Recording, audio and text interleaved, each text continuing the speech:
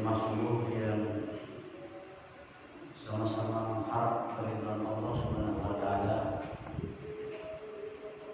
Insyaallah pada subuh kali ini kita akan melanjutkan kaji kita tafsir dari surah Al-Mulk atau surat Tabarak yang baru saja 2 pekan yang lalu kita memulainya 2 ayat, dan insyaallah pada kesempatan subuh pagi ini insyaallah kita akan melanjutkan ayat-ayat berikutnya.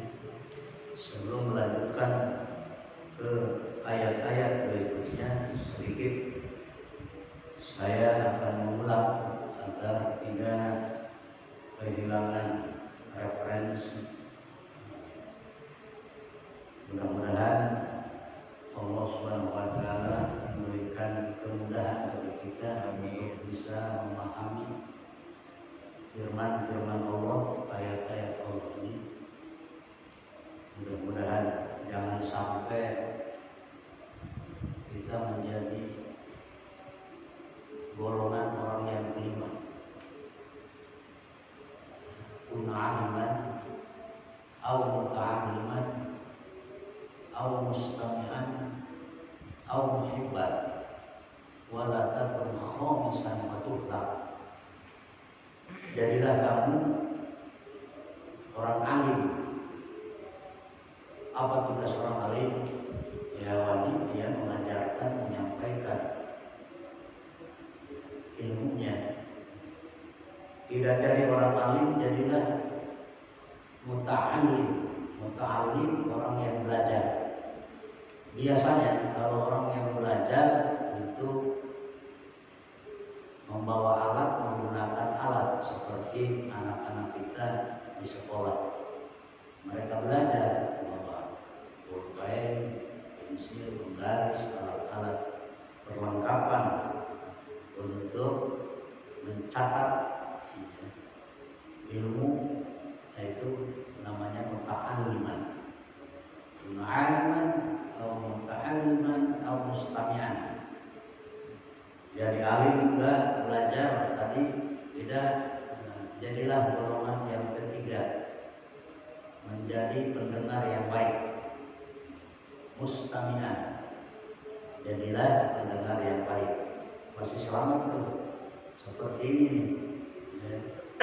Duduk, dengarkan baik-baik ya.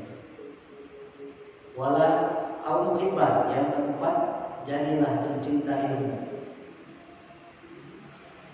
Kalau keempat-empat tidak ada, kata Nabi, wala takun khamisan, jangan jadi golongan yang kelima, niscaya kau binasa.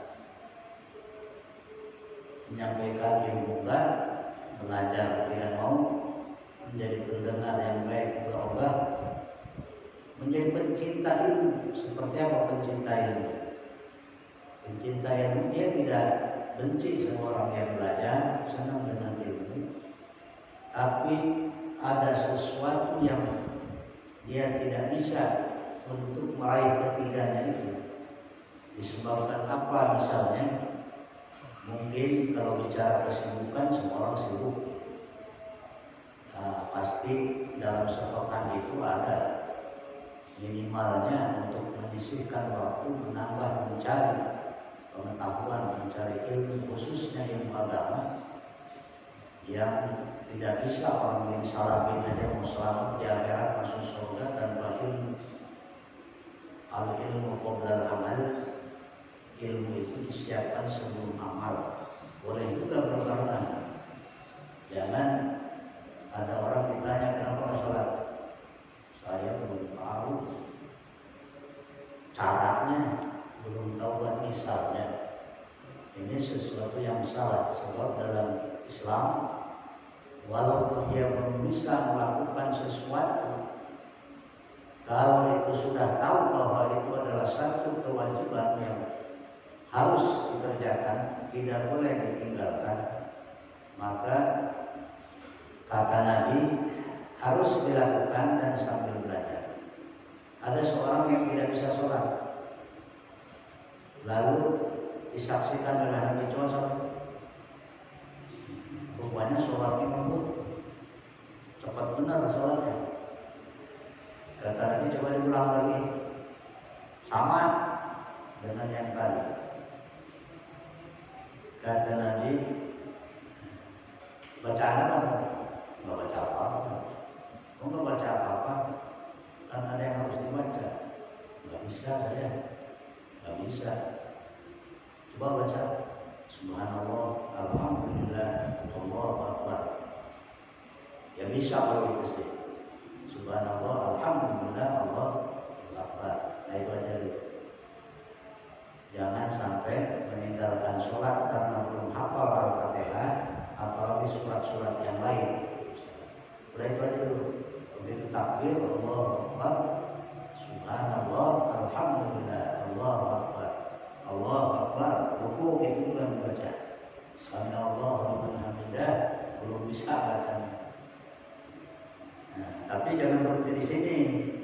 Keenakan karena Al-Fatihah itu salah satu rukun daripada sholat. La sholat liman lam yaqra bi Fatihatil Kitab. Tidak sempurna, bahkan tidak sah sholat yang di dalamnya tidak dibacakan Al-Fatihah. Jadi salah satu rukun bacaan dari sholat itu Al-Fatihah harus dibaca. Setiap rakaatnya Al-Fatihah itu harus dibaca. Surat-surat yang lain hanya pelengkap atau kesempurnaan, untuk menyempurnakan. Ia hukumnya sunnah, tetapi sunnah pun muakkadah. Kalau kita misalnya sholat tidak baca surat setelah Al-Fatihah, sholatnya sah, karena yang rukun itu Al-Fatihah. Tetapi malam sekali kalau sampai tidak dibaca surat-surat yang kita hafal, misalnya seperti surat-surat pendek, minimal surat-surat pendek dibaca setelah Al-Fatihah. Ya masuknya yang saya muliakan. Mari kita masuk ke surat Tabarak. A'udzubillahi minasyaitonirrajim. Bismillahirrahmanirrahim. Tabarakalladzi biyadihil mulk. Kenapa tabarak diartikan maha suci, padahal makna sebenarnya tabarak itu barokah. Apa barokah? Barokah itu kebaikan yang banyak. Allah Subhanahu wa taala adalah sumber kebaikan. Allah Subhanahu wa taala zat yang dimana segala kebaikan itu ada pada Allah dan datang dari Allah. Ma asaba min hasanatin fa min Allah, wa ma asabaka min sayyi'atin fa min nafsik. Ada ayat, segala sesuatu yang baik-baik itu datang dari Allah, dan segala yang buruk-buruk itu datang dari diri kamu sendiri, kata Allah. Oleh sebab itu Allah disifati dengan sifat barokah, atau di dalam rumus bahasa Arab tabarok, dari kata barokah yang buruk. Tabarok adalah bentuk kontinus, maknanya sedang dan yang akan datang. Maha suci Allah, Alladzi itu yang, dimana kata sambung dalam bahasa Arab menunjukkan suatu. Di dalam bahasa kita juga disebut kata sambung itu menunjukkan bahwa kata itu masih erat sekali hubungan dengan ayat sebelum dan yang akan datang. Maha suci Allah yang tidak ada Allahnya. Harusnya tabarakallahul ladzi biyadihil mulk, harusnya. Tapi cukup dengan menggantikan alladzi sebagai isim mausul, kata sambung, sekaligus dia menyimpan dhamir atau kata ganti dia. Maha suci Siapa yang maha suci? Kan disebut Allahnya. Sama dengan subhanalladzi. Ada ayat surat 17, subhanalladzi asra bi 'abdihi dan seterusnya. Artinya maha suci Allah yang dan seterusnya. Di sini sama, maha suci Allah yang biyadihi di tangannya. Apa yang di tangannya? Ada yang mengartikan sebagian ahli tafsir ya tangan beneran, tetapi tangan Allah itu tidak boleh disamakan dengan makhluk. Laisa kamitslihi syai'un. Allah punya tangan, punya, tetapi jangan disamakan dengan makhluk. Kemudian ada yang menafsirkan juga biyadihi adalah kekuasaan. Maha suci dia Allah yang di tangannya kekuasaan. Tetap yadun itu artinya tangan.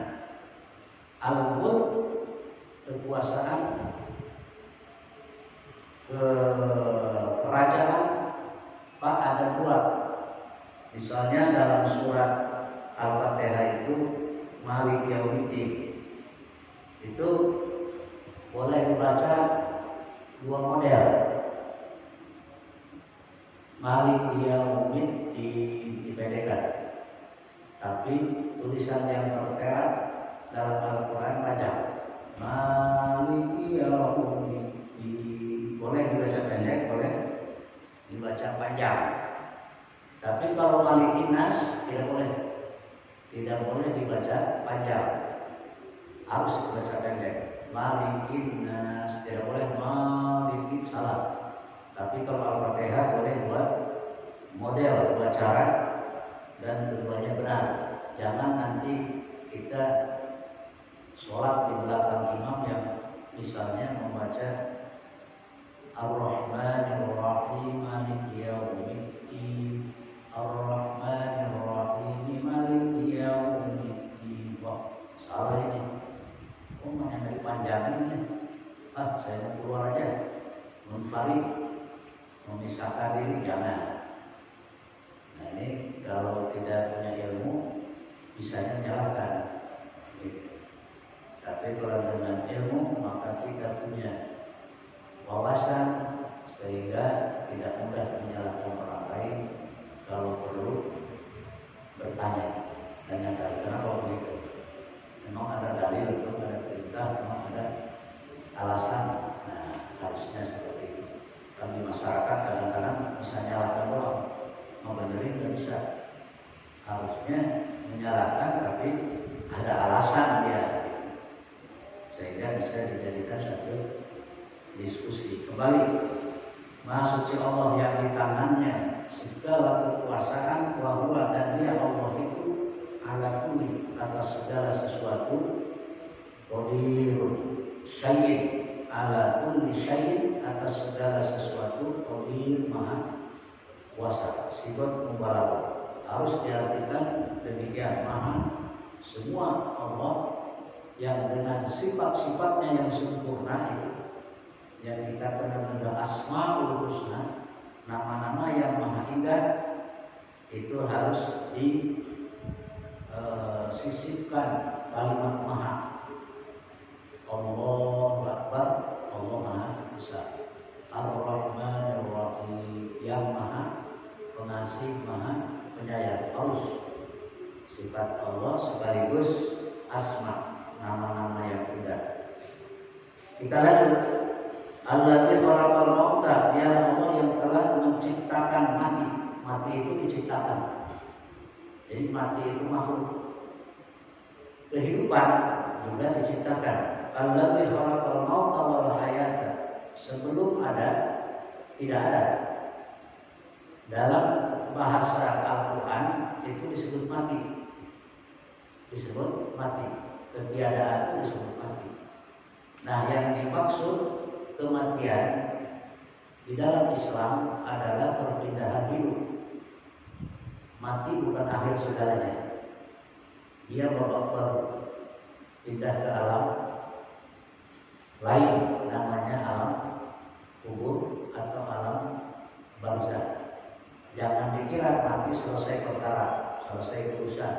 Banyak orang yang memang tidak beriman, dia berhadapan dengan masalah yang tidak bisa dipecahkan, sehingga ambil jalan pintas. Lebih baik jalan, lebih baik ngapain? Mau menyelesaikan kehidupan supaya selesai masalahnya. Selesai masalahnya, tapi ternyata perjalanan dia masuk ke alam lain, alam yang jangan coba-coba, ya, kita belum di sana soalnya. Tapi beritanya sudah diberitahu bahwa di sana itu ada kehidupan.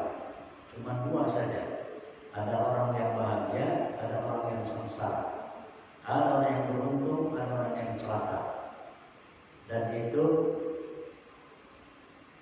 menunggu menanti sampai datangnya kiamat. Kita tanya orang kiamat kapan? Wallahu a'lam bishawab. 100, 1000, 10.000, ya, 1.000.000 tahun kali. Wallahu a'lam. Hanya Allah yang Maha tahu. Oleh sebab itu persiapan kita untuk masuk ke alam berikutnya, maka gunakan sisa umur sebaik-baiknya. Mudah-mudahan sisa umur ini dengan dimanfaatkan sebaik-baiknya. Ada keterangan orang itu dilihat dari ujungnya, bukan awalnya, bukan tengahnya, tapi bagaimana di akhir hayatnya. Ada dua di akhir hayat, ada su'ul khotimah, ada husnul khotimah. Kita berharap husnul khotimah. Dengan husnul khotimah, akhir hayat yang baik, itu yang diharapkan oleh kita semua. Maka tidak ada yang bisa menjalani, tidak ada yang bisa memaksa kecuali diri sendiri. Siapa yang maksa? Tidak ada. Tidak ada kecuali diri sendiri. Jadi harus dipaksa. Mau coba yang iyalah, pengen selamat di akhirat harus dipaksa. Emang enak jalan ke masjid, udah dingin-dingin, naik tangga lagi, udah imamnya bacanya panjang lagi, misalnya, ya kan, sesuatu yang kalau dibandingkan dengan santai kita di rumah, mau sholat di rumah juga bisa, ya bisa. Cuma pahalanya nihil.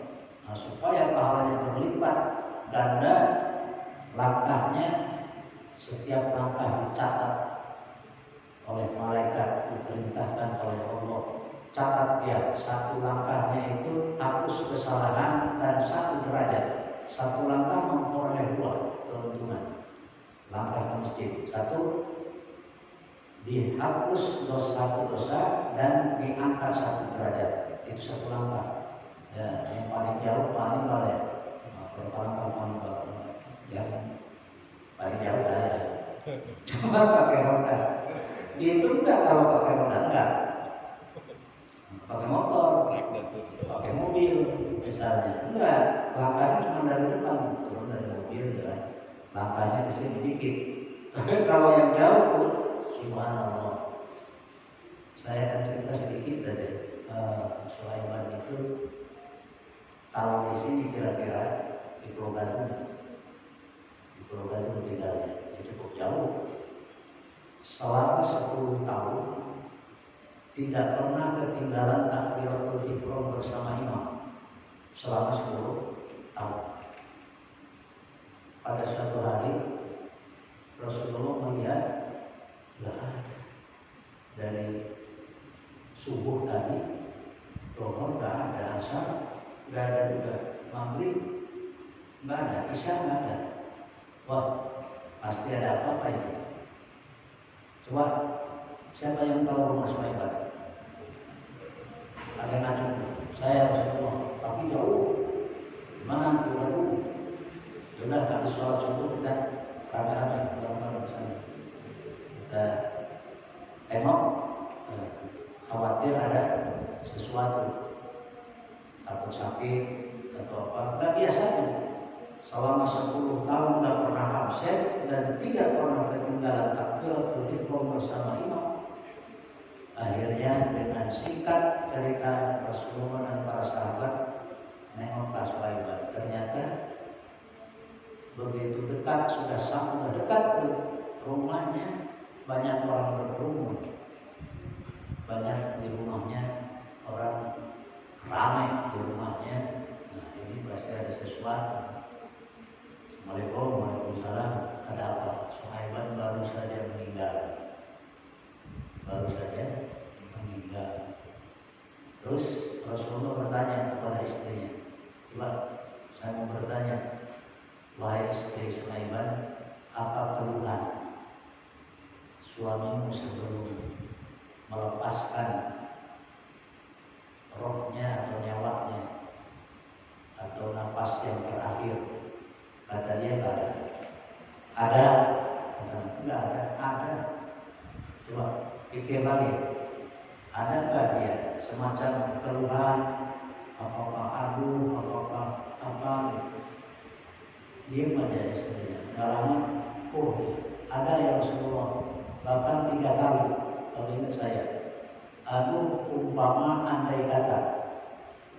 3 kalimat itu kira-kira durasinya hanya beberapa menit. Aduh, sekiranya, aduh, andai kata, umpamanya. Kenapa begitu? Kata Nabi, tahu nggak? Allah wa Rasuluhu a'lam. Hanya Allah dan Rasulnya yang maha tahu. Saya tidak tahu ya Rasulullah. Amin.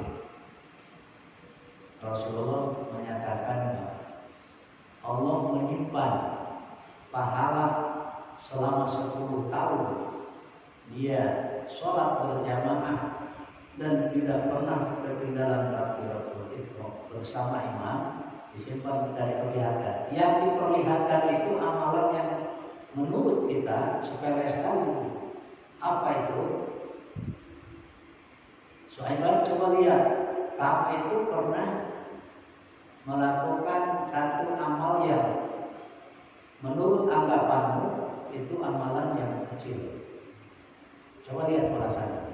Dilihat perasaan subhanallah, surga yang bertingkat. Setiap orang akan diperlihatkan tempatnya nanti ketika dalam syakaratul maut.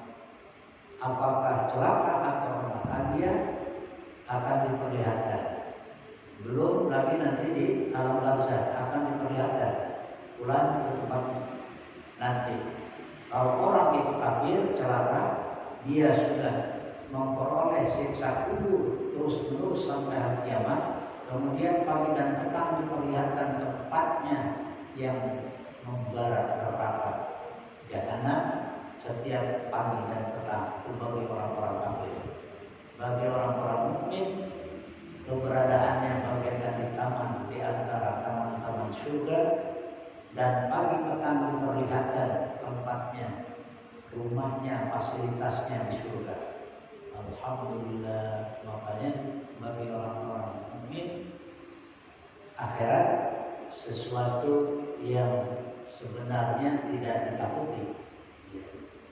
Jangan ditakuti, takut atau tidak, cepat atau lambat, sadar atau tidak sadar, pasti itu masalahnya. Dia mendingan sadar, mendingan bahagia. Gimana caranya? Ya, di antaranya seperti inilah, kita maksakan diri ya untuk mengumpulkan pundi-pundi amal soleh sehingga nanti sudah perjalanan kesananya yang tidak tahu kapan tetapi pasti. Kita lanjut. Suhaiban diperlihatkan satu amalan kecil ketika dia itu didatangi oleh seorang musafir. Datang seorang musafir, Pak, saya lapar, 2 hari tidak makan. Kata Suhaiban, saya lapar, nggak ada makanan. Dia pikir, waduh ada. Ingat di belakang di lemari, kalau cara kita di dapur, ada roti 1, ya, 1 roti. Kata Suhaiban, maaf ya, Ini roti kita bagi dua. Situ lapar, saya juga lapar. Oh iya Pak, dipotonglah roti itu dibagi dua, dia makan. Alhamdulillah, kata musafir, sudah terasa apa lapar, sudah rasa hilang. Tidak lama dia pamit. Itu diperlihatkan. Suhaiban, kamu pernah memberi sepotong roti kepada musafir yang lapar? Waduh, kata Suhaiban, kalau tahu begini imbalannya, balasannya, kenapa dipotong? Kan masih bisa saya menahan lapar. Kenapa dipotong roti itu? Nyesel. Kalau tahu balasannya, boleh kasihin aja. Saya lapar gak apa-apa. Tapi karena dia juga tidak tahu balasannya seperti itu, dia dipotong aja lah sampai supaya hilang lapar, saya juga lapar. Wajar kan kira-kira? Manusiawi ya, wajar ya. Kita pun juga sebaik-baik orang seperti begitu. Dan kita berdua aja diperlihatkan sepotong roti itu yang diberikan dengan tulus, dengan ikhlas kepada seorang musafir, sudah yang bertingkat. Belum yang 10 tahun tadi, lain lagi itu imbalannya, hanya yang diperlihatkan amal kecil. Yang kedua, Suhaiban pernah mengantar orang tanya alamat, Pak, tahu nggak bapak rumah bapak? Tahu? Ya, ayo saya kirim. Rupanya diantarin jaraknya dekat, Pak. Tuh balasannya. Balasan ketika engkau menolong orang lain kesasar atau menunjukkan alamat di mana orang itu sangat memerlukannya. Waduh, kata Suhaiban, kalau jauh aja pahalanya kayak apa ini? Sayangnya dekat, alamatnya kan apa. Yang ketiga, ada orang kehujanan, basah kuyup, dia berlindung di suatu tempat kedinginan, dia sampai Pak, hujan-hujanan begini gimana? Ya, payung, lihat rumah saya deh, silahkan mandi, buka gamis. Dia punya 3 gamis, punya 3 baju, yang 2 buat harian, buat sholat, yang 1 buat hari raya. Wajar kan? Ya, buat kondangan, buat hari raya kan ada sempurna tuh spesial yang harian. Dia kasihin yang harian, tapi yang 2, nih buat bapak 1 ya, ini buat saya 1. Nah itu basah bawahnya. Dia ada cerita. Suhaiban dia gitu. Balasan ketika kamu memberikan sebuah baju, ya, gamis kepada orang yang sangat memerlukan, ini balasan. Waduh, dia waduh lagi. Aduh, andaikan saya tahu balasannya seperti ini, bukan gamis harian yang saya kasih, tapi gamis yang disimpan, tentu pahalanya akan lebih lagi.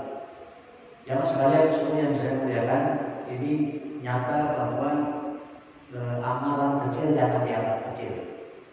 Ya. Di sini ketemu ayat amalan. Dialah Allah yang telah menciptakan mati dan hidup untuk apa? Liyabluwakum, untuk menguji kamu.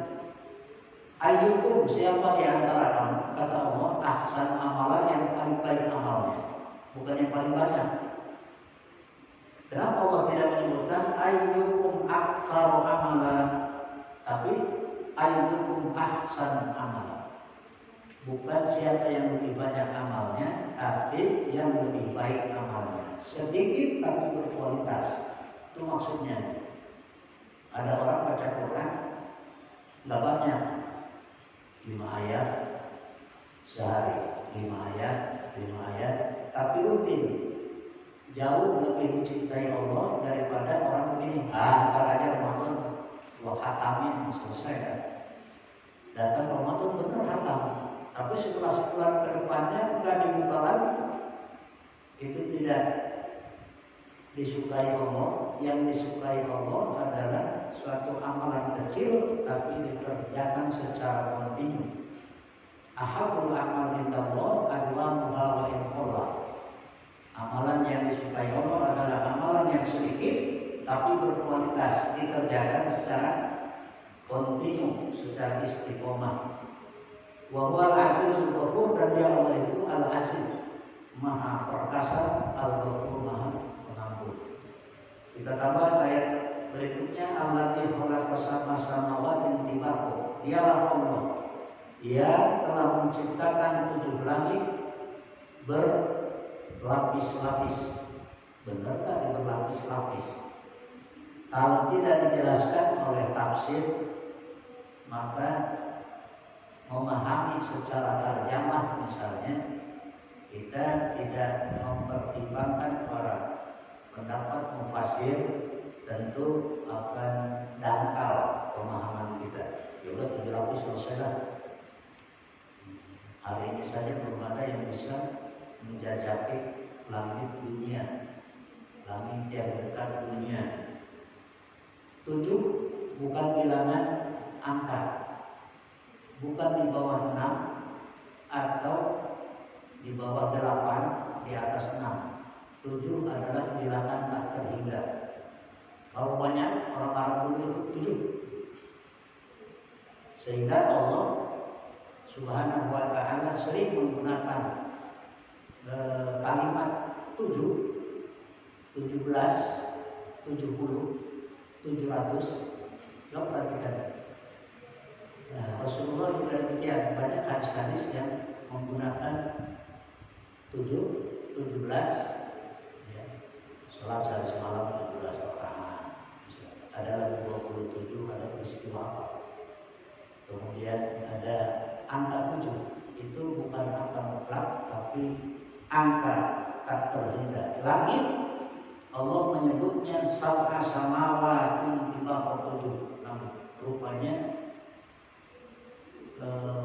langit, ya karena langit pertama saja belum nyampe orang ke sana.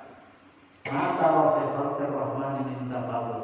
Allah memerintahkan, apa pernah kamu lihat pada penciptaan Ar-Rahman, Allah Subhanahu wa ta'ala yang timpang? Apa timpang?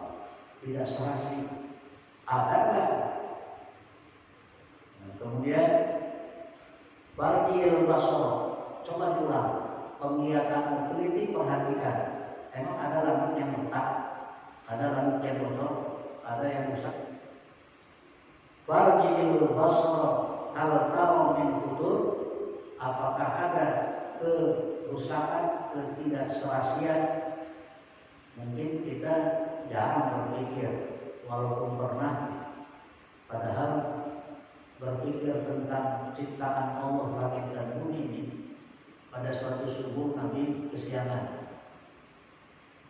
maksudnya belum, sudah agak telat datang ke masjid, jamaah sudah menunggu.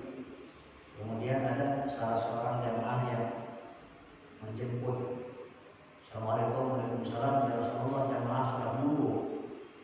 Kata Rasulullah, sini, biar jamaah menunggu, tapi saya akan menyampaikan ayat. Tadi malam saya menangis. Terus bagaimana dilihat ada retak. Maka Rasulullah karena menangis, karena menerima wahyu. Apa wahyunya? A'udzubillahi minasyaitonir rajim. Inna fi khalqis samawati wal ardh wa ikhtilafil laili wan nahari laayatin liulil albab, dan seterusnya. Ada di surat Al-Imran. Itu beliau menangis. Sesungguhnya pada penciptaan langit dan bumi dan silih bergantinya malam dan siang benar-benar menjadi tanda-tanda kebesaran Allah bagi orang yang mau menggunakan akalnya. Kurang lebih potongan ayat di awalnya seperti itu. Dan masih terus ada sambungan-sambungan. Alladzi khalaqa samawati tibaqa ma tara fi khalqir rahmani min tafawut warjil basara hal tara min futur. Ditekankan oleh Allah, sumarjil basara, kemudian sekali lagi, kalau terus menerus pandang itu, langit itu, terus ulang, karrotain yang paling ilaikal basar. Pada akhirnya pandangan itu akan menjadi lemah. Pandangan khosiah hasir, maka kembali kamu tidak akan memperoleh sesuatu yang cacat atau sesuatu yang timpang, semua serasi. Pak, sama dengan Bapak kehilangan dompet atau kehilangan sesuatu yang berharga, yang pentinglah dicari, udah ke depan ke belakang dicari, keluar ke dalam dicari, terus cari, nggak ketemu. Begitu nggak ketemu, apa yang terjadi? Capek matanya. Oh capek, coba ya. Kehilangan sesuatu kita cari nggak ketemu, dicari lagi nggak ketemu, apa yang terjadi? Kira-kira gambarannya seperti itu. Ya, tidak ketemu, ya udah lelah. Nah ini tidak akan ketemu kata Allah. Niscaya pandangan itu akan kembali kepadamu dengan sayang atau dengan lelah, matamu akan lelah. Ya. Kalau yang paling dilaikan wasuluh khasir Allah hasir. Nah, sampai di ayat ini saja dulu, ya. Insya Allah nanti kita akan melanjutkan ayat berikutnya, bagaimana ayat berikutnya berkaitan dengan ayat-ayat lain. Di sini menjelaskan tentang langit yang belum selesai, bagaimana Allah menghiasi dia. Langit itu, ya, langit dunia maksudnya, langit yang dekat dengan dunia. Kemudian sebagian dari bintang ke bintang, ya, ada yang dijadikan untuk alat lempar setan. Sebelum Nabi Muhammad lahir, sebelum Nabi Muhammad diutus, itu banyak peluang jin, setan untuk mengintip rahasia langit. Apa yang dibicarakan oleh malaikat dia sadar. Tapi setelah Nabi Muhammad diutus, tidak bisa. Penuh dengan penjagaan panah dari api. Siapa yang menekan pasti ditembak. Panah api itu sebagian mufassir ada yang mengatakan adalah meteor. Tetapi sebagian tidak. Bagaimana mungkin bintang begitu besarnya buat nembak setan, hancur dong planet bumi. Tidak, itu hanya kosmis, sinar yang beracun dan sinar yang sangat mematikan. Tidak berani lagi jin mendekat.